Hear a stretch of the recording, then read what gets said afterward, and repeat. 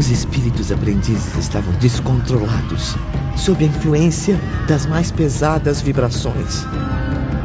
Foi quando toda a energia, toda a caridade dos seus guardiães entraram em ação. Impunham silêncio às nossas emoções, repelindo as alucinações com veemência. Ao mesmo tempo, dominavam com seus fluidos as exaltações daquelas lembranças até a lucidez se estabelecer novamente. Voltamos assim ao Vale Sinistro, integrando as caravanas de socorro. Ali, chorando sobre nossa mesma desgraça, pudemos auxiliar espíritos na mesma situação que conhecíamos tão bem. E Epaminondas a todo momento os instruía. Examinem a todos com cuidado. Vejam se estão em condições de se alçarem ao Instituto Maria de Nazaré. Falamos a eles piedosamente, encorajando-os, confortando-os, mas não somos compreendidos. Passamos anonimamente, irmão Epaminondas. Agora você sabe, Camilo, que também foi no passado bondosamente assistido por outros espíritos a serviço do bem, sem que, em suas precárias condições, sequer suspeitasse.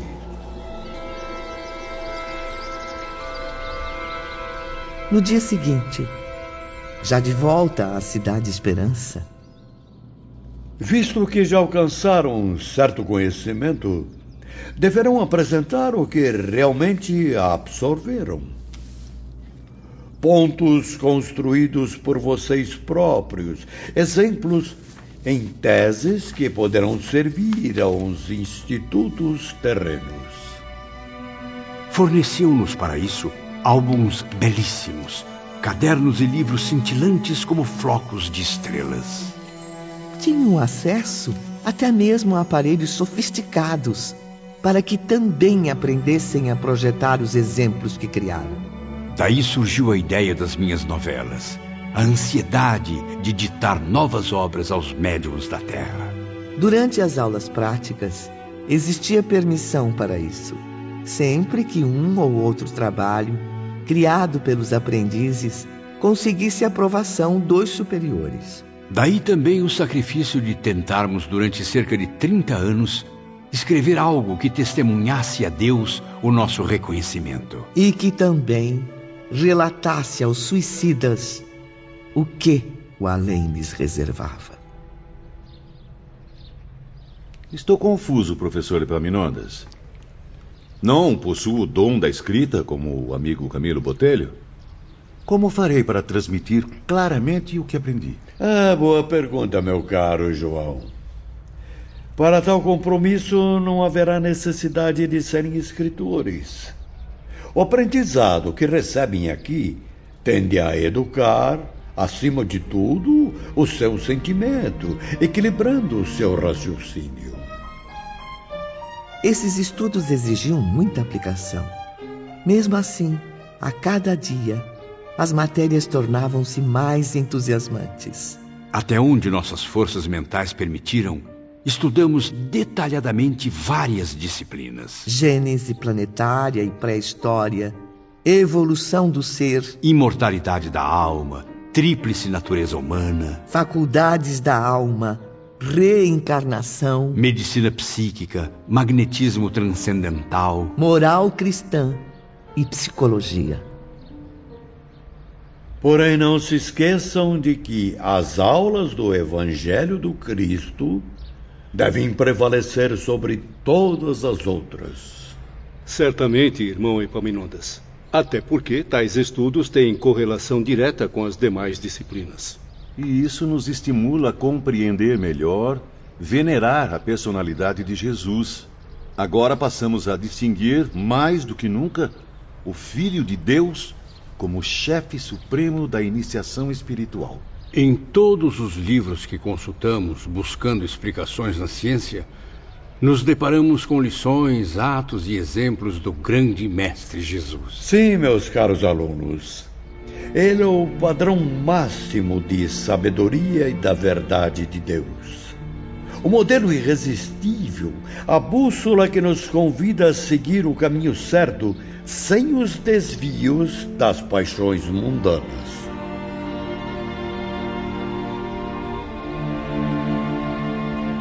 No dia seguinte, Camilo reunia-se com os amigos mais próximos, momentos antes de uma nova aula teórica.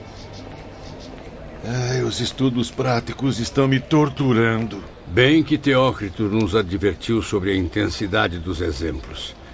Mas temos que encarar a realidade. Nem sempre testemunharemos fatos agradáveis. Ao contrário, Camilo. Grandes angústias têm invadido meu coração. Chego a chorar todos os dias. E o desespero deixa-me profundamente abatido. Sim, Belarmino. Paciência e coragem, meus bons amigos. Paciência e coragem. Tamanha aflição é reflexo da nossa moral inferior que trouxemos para o além-túmulo. Momentos depois, logo no início da aula, Epaminondas aconselhava os aprendizes, lançando-lhes um aviso que nunca mais se apagaria da mente deles. Nenhuma tentativa para a recuperação moral será eficiente se continuarmos presos à ignorância de nós próprios.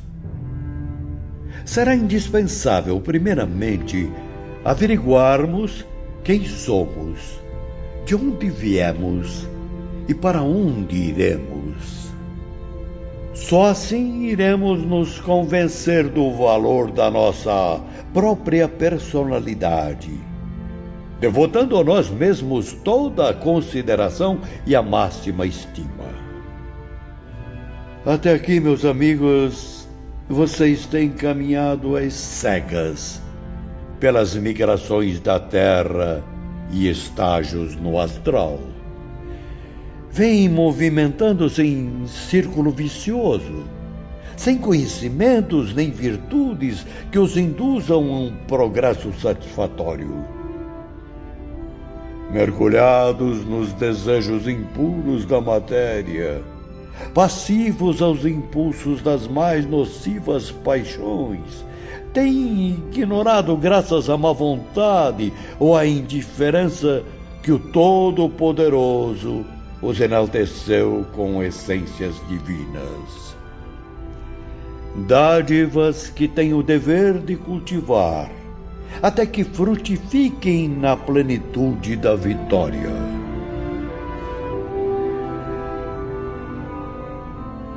Os alunos estavam concentrados, tensos, até mesmo temerosos com as palavras do nobre instrutor.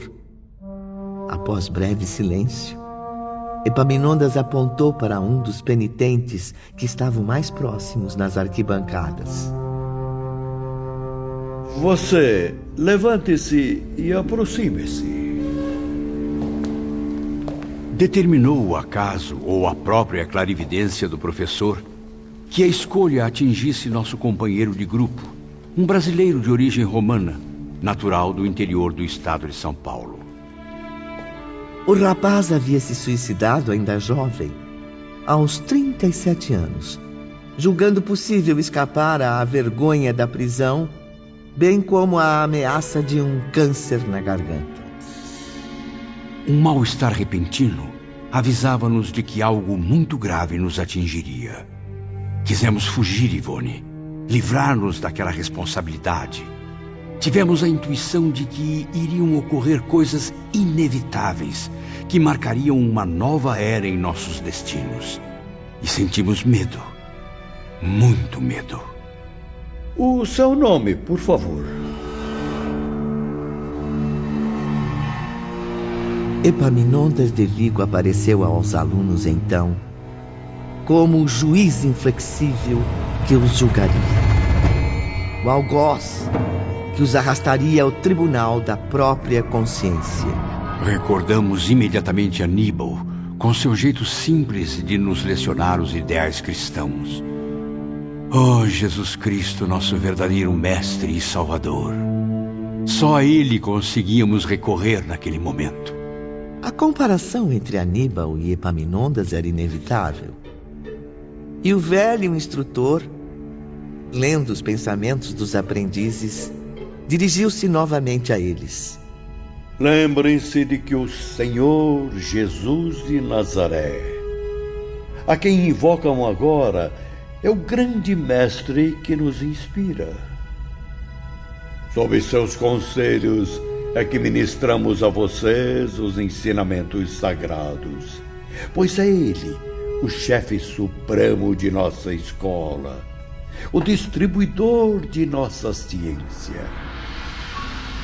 E então, qual o seu nome?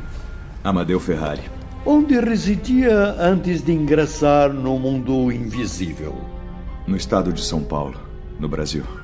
Por que decidiu abandonar a sua existência, cuja finalidade deve ser a unidade com Jesus, confiando o destino à ilusão de um suicídio?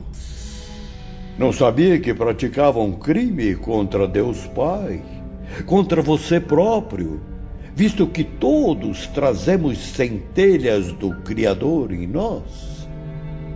Julgava por acaso poder destruir os elementos de vida existentes em você? Essa vida que é justamente eterna, porque a recebeu do eterno Criador? Felizmente, senhor, foi apenas um pesadelo, uma alucinação. Eu não pude me matar, embora o desejasse, pois estou vivo. Vivo! Vivo! Louvado seja Deus, estou vivo! Repito a minha pergunta. Amadeu Ferrari, por que desejou desaparecer da própria presença como de seus semelhantes, abandonando o sublime dever da existência humana? Senhor, é que eu desanimei. Sim, mas responderei aqui na presença de toda essa plateia? Estarei então novamente defrontando um tribunal? Existe sim um tribunal e todos vocês o encaram. É a sua consciência que inicia o despertar do longo transe, da apatia que há séculos vive presa às mais deploráveis inconsequências. É imprescindível que eu, autorizado pelos poderes do Redentor, oriente a todos para que examinem suas consciências.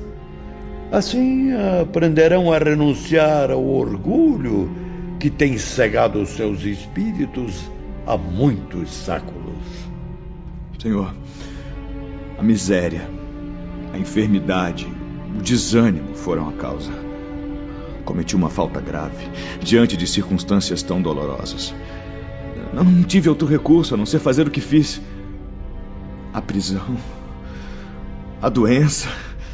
E esse ato, o suicídio, lavou a mancha que havia contaminado sua existência? Considera-se inocente, honesto, honrado após o mesmo ato? Oh, não, eu não pude fugir à responsabilidade dos atos que pratiquei. Sinto-me desonrado por ter lançado mão de quantias que me foram confiadas, embora o fizesse tentando recuperar a saúde. A ameaça tenebrosa de um câncer desorientava-me, justamente quando estava prestes a realizar meu casamento, cuja expectativa era a minha razão de ser. O dinheiro era considerável. Eu era bancário. A prisão ou a morte. O câncer. O roubo, afinal era roubo. O ideal de amor desmoronado. Preferi o suicídio. Sei que foram grandes crimes, mas sinto-me ainda confuso, apesar de já estar bem mais esclarecido ultimamente. Por quê? Por que eu fui colocado em circunstâncias tão desgraçadas, hein? A confusão tumultua minha mente. Intuições pavorosas escondem-me um passado do qual eu tenho pavor. Ah, Jesus de Nazaré, misericórdia.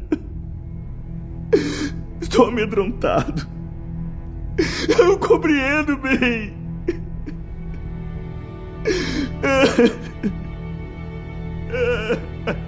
Os irá compreender, Amadeu Ferrari.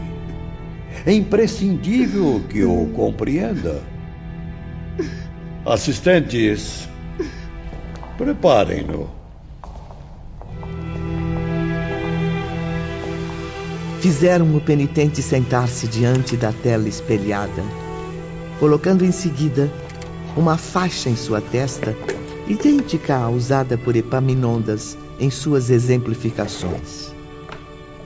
Pairava no ambiente uma sincera emoção religiosa. Sentíamos que um sacrossanto mistério iria desvendar-se. Aguardávamos, arrependidos e temerosos, enquanto inspirações benéficas envolviam aquele momento especial. Fiquem atentos. A história desse espírito é também a história de cada um. Suas quedas não representam mais que as quedas da própria humanidade, em lutas diárias com as próprias paixões. Pela mesma razão, não devem comentar o que irão presenciar. Observem antes esta lição, que será exemplar a todos. Dela extrairão a moral necessária para aplicá-la em si mesmos. Então, Epaminondas ergueu os braços para o infinito, em atitude de prece e concentração. Os assistentes aproximaram-se dele, auxiliando mentalmente seus intuitos. Estabeleceu-se uma poderosa corrente fluídica, envolvendo em ondas fortes a assembleia de pecadores, atentos e respeitosos. Até que, de repente... Amadeu Ferrari. Não, mestre. Creio que ainda não esteja preparado. Não invente mais desculpas. Chegou o momento de voltar ao passado.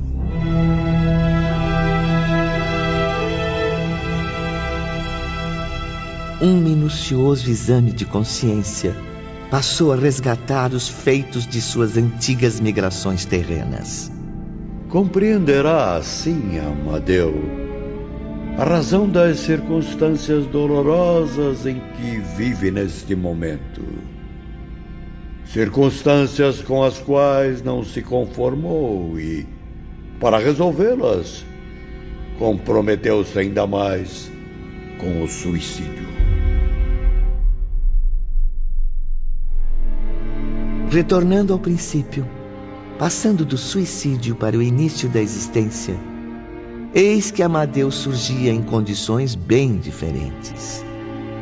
E realmente, os motivos da pobreza que o arruinaram residiam numa encarnação anterior, assim como daquele câncer que o torturava, daquela rejeição ao amor que absorveu suas últimas forças, tornando-o incompatível com o desejo de viver. Viram, meus caros aprendizes? A cortina do presente foi aberta. O primeiro véu da consciência foi suspenso, a fim de que no palco de outra existência um drama imenso fosse revelado. Drama que não atingiu somente a um ou dois indivíduos, mas a uma sociedade, envolvendo mesmo uma raça heróica e sofredora.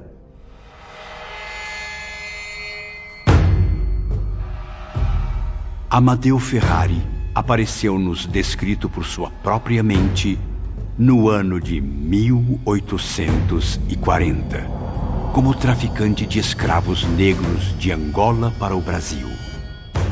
Era então de nacionalidade portuguesa, e daí nossa afinidade com ele. Em repetidas viagens, enriquecia no comércio impiedoso. Amadeu foi um homem extremamente ambicioso. Não media esforços para retornar milionário à metrópole, impondo incontáveis martírios aos miseráveis. Pobres criaturas que arrecadava para escravizar, vendendo-as a outros criminosos. Observem bem este triste exemplo de crueldade. Vejam como Amadeu, em vida passada, satisfazia-se nos maus tratos aos negros, ordenando chicoteá-los pela razão mais insignificante, ou mesmo por nenhum motivo. Comovidos, pudemos contemplar através da incrível tela espelhada os castigos impostos àqueles seres indefesos. Amadeu os expunha à fome e à sede, à tortura e à separação das famílias. Sim, pois vendia aqui os filhos, ali a mãe, mais além o pai, os quais nunca mais se encontrariam, a não ser mais tarde, no além-túmulo. E muitos desses desgraçados morriam, Ivone, vítimas da nostalgia, da saudade dos seres amados. Os espíritos aprendizes acompanhavam a tudo impressionados. Viram Amadeu em sua grandiosa fazenda violentar uma jovem escrava negra mal saída da infância. A pobre moça, procurando encobrir na morte a vergonha que a angustiava, cometeu suicídio. Seu desventurado pai, num momento de supremo desespero, diante do cadáver da filha, acusou Amadeu pelo suicídio da jovem. É verdade, meus alunos. Seus olhos não mentem. Observem agora exatamente o que Amadeu fez. Ordenou que seus violentos capatazes queimassem a língua do velho escravo a ferro em brasa, até vê-lo desmaiar nas convulsões da agonia. Enquanto Camilo e seus companheiros comoviam-se, Amadeu debatia-se violentamente, dominado por convulsões indescritíveis. Meu Deus! Como eu pude fazer isso? Quanta maldade! Quantos defeitos eu tenho, ó Pai! Piedade, Senhor! Piedade! Dor e arrependimento inundaram o coração do condenado, que repetia na presença da numerosa assembleia a súplica que deu origem à sua existência reparadora. Desgraçado e miserável que sou! Ó Todo-Poderoso, deixe que eu volte ainda uma vez à qualidade humana e veja minha própria língua, a boca e a garganta desaparecerem sob qualquer malefício. Que estes órgãos experimentem a mesma desgraça sofrida pelo desventurado escravo.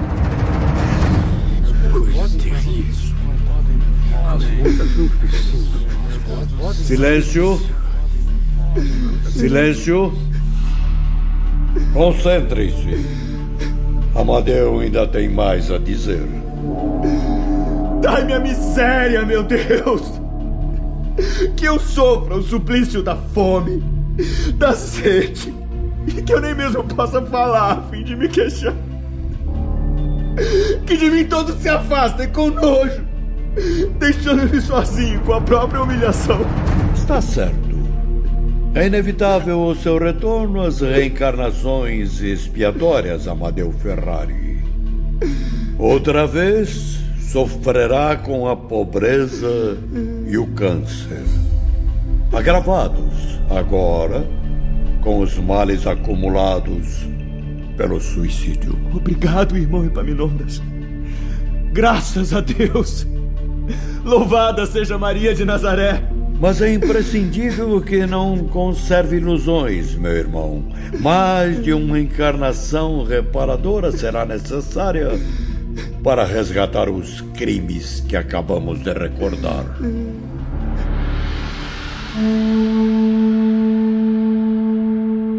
E não pense, querido ouvinte, que a lição tinha acabado. Ao contrário, continuava a desenrolar-se e o seu fim estarreceu-nos ainda mais. Retornando à triste história apresentada em cenas vivas aos espíritos aprendizes, muitos anos se passaram. O velho escravo havia morrido e seu grande senhor nem mais se lembrava daquela pobre criatura. Amadeu vivia a fartura e a alegria da boa sorte. Voltava à Europa feliz, tendo enriquecido à custa do trabalho honesto, como costumava dizer. Mas, um dia, o renomado comerciante de escravos desencarnou. Seu funeral foi cercado das mais altas condolências. Cerimônias solenes, grande luto, lágrimas e muitas flores. Tudo o que seu dinheiro injusto e sujo poderia comprar. Porém, como a tela magnética nos revela agora, eis que Amadeu se apresentou ao além-túmulo. Observem, ele está se debatendo, perdido em pleno sertão africano, atacado por uma hedionda falange de fantasmas. As cenas eram terríveis. Sedentos de vingança, os espíritos vinham pedir-lhe explicações sobre os compatriotas que havia escravizado. Eram os pais que haviam perdido os filhos. Eram as mães que foram separadas dos pequeninos, os quais ele raptou e vendeu como simples mercadoria. Eram as filhas difamadas e sacrificadas longe da família. Enfim, eram todos que conheceram o castigo impiedoso do carrasco a que serviram. E todos lhe pediam contas dos martírios que sofreram. Então, aprisionaram seu espírito no seio das florestas tenebrosas e o torturaram. Não façam isso comigo!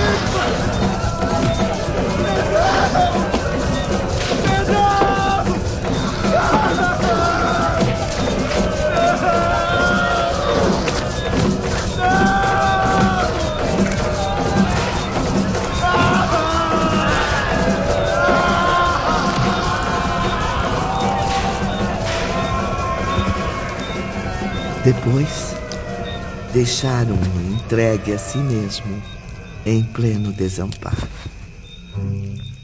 A fome e a sede o torturavam, preso ainda aos instintos e necessidades inferiores. O espírito de Amadeu vagou desesperadamente, vítima das alucinações mais absurdas. A cada pedido que tentava fazer, o choro dos escravos, separados dos seus entes queridos, era a medonha resposta. Pobre desgraçado, entregue às consequências das próprias injustiças que cometeu na terra.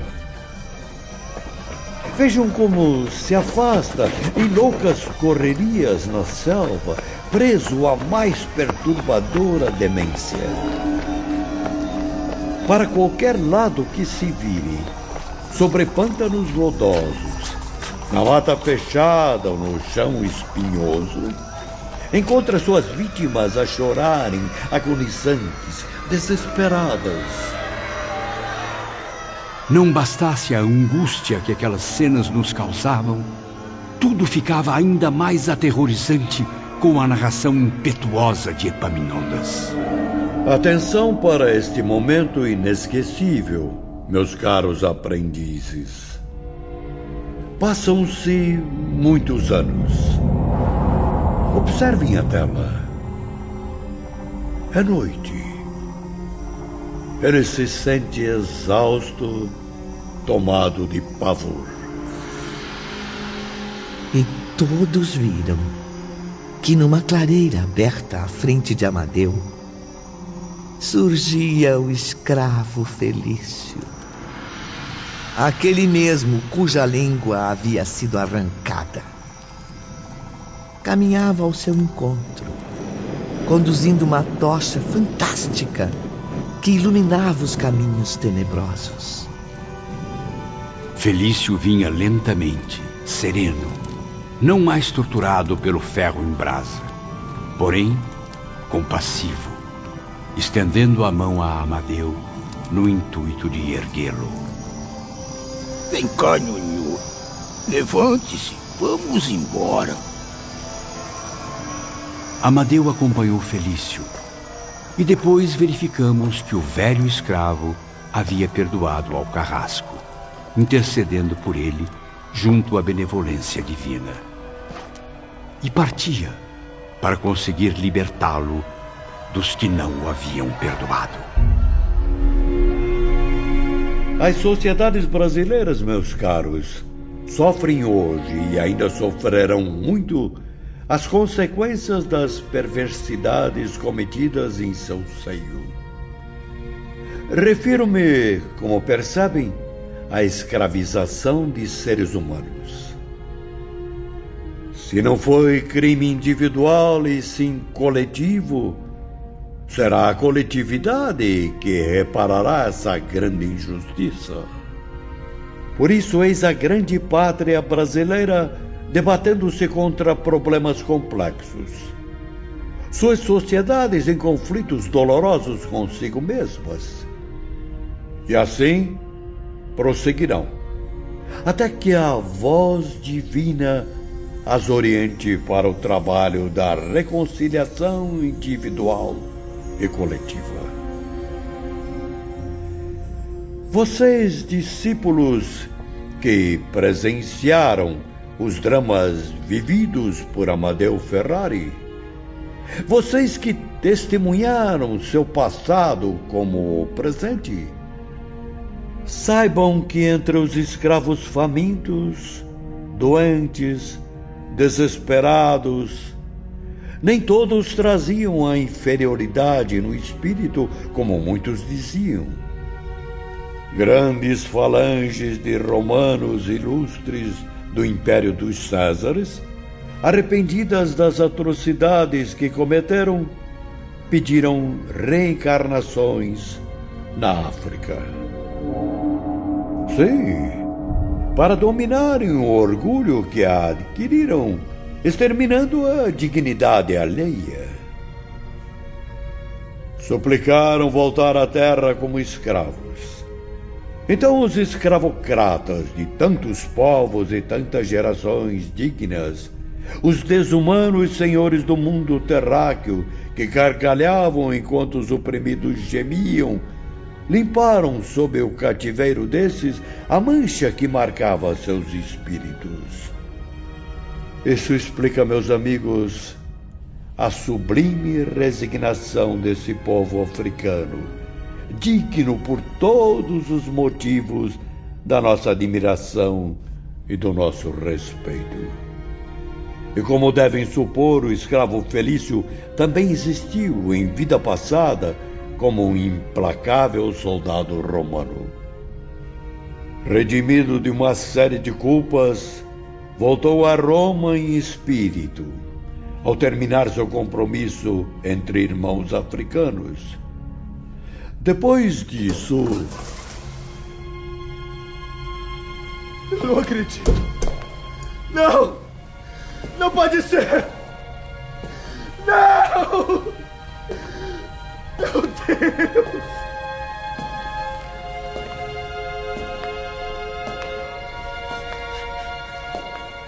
Profundamente surpreendido, Amadeu Ferrari caía de joelhos. A um sinal de Epaminondas, abria-se uma porta lateral silenciosamente. E Felício aparecia, sereno, distinto, encaminhando-se para seu antigo senhor de outras vidas. Não! Tire-me daqui! Piedade, Senhor! Piedade! Mas lentamente, Ivone, de um jeito imperceptível, Felício transformava-se sob o poder da vontade em outro indivíduo. pai. Rômulo Ferrari. Mas não pode ser. Sim, Amadeu estava diante do espírito de seu pai, a reencarnação do velho escravo africano. Felício havia reencarnado na Itália em mais uma etapa de sua peregrinação expiatória. Recebeu então nova fase de progresso sob a proteção de outro nome. Transportou-se ainda jovem para o Brasil, onde constituiu família e consentiu piedosamente em servir de pai para o seu antigo carrasco. Agora, meus alunos, Felício ou Rômulo Ferrari continuará auxiliando Amadeu a limpar da consciência um novo crime, o do suicídio.